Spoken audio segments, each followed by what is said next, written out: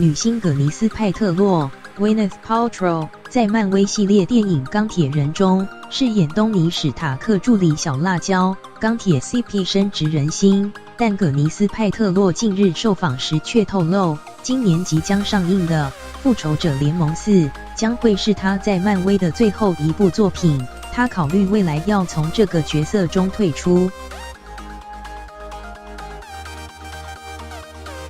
复仇者联盟4杀青后，当了8年美国队长的克里斯·伊凡斯 （Chris Evans） 宣布正式从漫威毕业了。消息一出，已让不少粉丝心碎。没想到，在漫威电影《钢铁人》中饰演小辣椒的葛尼斯·派特洛，日前接受杂志《Variety》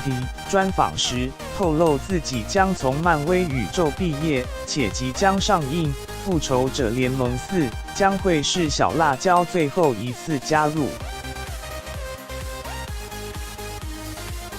葛尼斯提到，对于再次穿上机器盔甲拍摄动作电影，他认为要穿下那套制服，我觉得我有点太老了。不过小辣椒这个角色能伴随他11年，他觉得自己相当幸运。葛尼斯表示，我跟导演强法洛 Jon Favreau 是好朋友，可以演出第一部《钢铁人》，看着他变成粉丝心中重要的一部分，真的是一段非常美好的经历。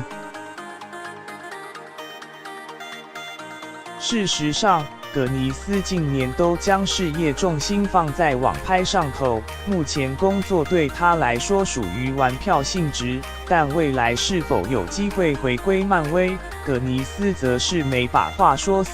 不排除以后会以回忆或彩蛋方式出现。如果他们需要，我会一直都在。